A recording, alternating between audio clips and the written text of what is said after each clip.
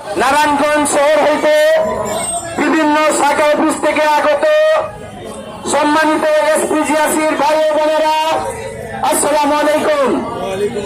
আজকে আমরা অনেক দুঃখের সাথে বলতে হয় যে বাংলাদেশ পূর্বের সরকার যারা ছিল তারা নারায়ণগঞ্জের ও বাঙালিদের 250 পরিবারকে বন্দুকের নলের উপরে মধ্যরাত্রে তাদেরকে উচ্ছেদ করছে। তাই আমরা তীব্র নিন্দা জানাই যারা ওই সরকার পরিচালনা করছিল, যারা অন্ধকারে আমাদের মা বোনকে বাচ্চাদেরকে তারা এই উচ্ছেদ করছে।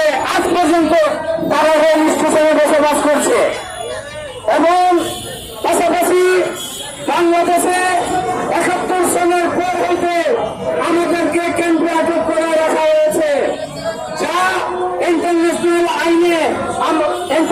আইনের মধ্যে খুবই বড় অপরাধ মনে করি আমরা।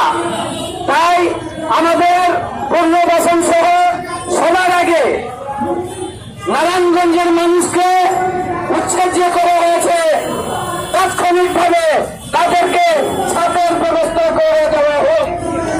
অন্যথায় আমরা এসপিজিআসির পক্ষ হইতে কেন্দ্রীয় কমিটির আমাদের নেতৃবৃন্দর পরামর্শ নিয়ে আমরা কিন্তু কঠোর কর্মসূচি দিতে বাধ্য থাকবো।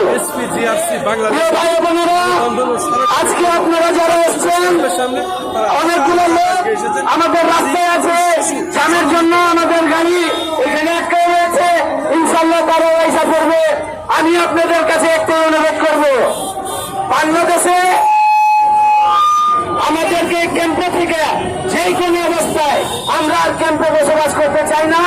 আমরা আমাদের আর ভবিষ্যৎ নষ্ট করতে চাই না।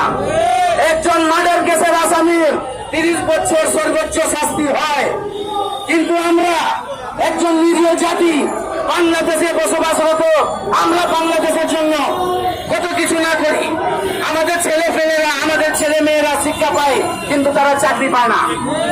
আমাদের ছেলে মেয়েরা চাকরি পায় না, আমাদের ছেলে মেয়েরা ভালো স্কুলে লেখাপড়া করতে পারে না। তাই বাংলাদেশ সরকার থেকে আমাদের বিভিন্ন বিশেষ অনুরোধ করছি যে আগামী 15 দিনের মধ্যে নারায়ণগঞ্জের মানুষের জন্য সঠিক ব্যবস্থা করা, তাদেরকে পুনর্বাসনের জন্য যদি পুনর্বাসন সম্ভব না হয়, তাদেরকে তাৎক্ষণিকভাবে বর্তমানের জন্য তাদেরকে একটা বেড়া টিনের ঘর বানায় দেওয়া হোক। এই বলেই আমি আমার সবাইকে ধন্যবাদ জানাই।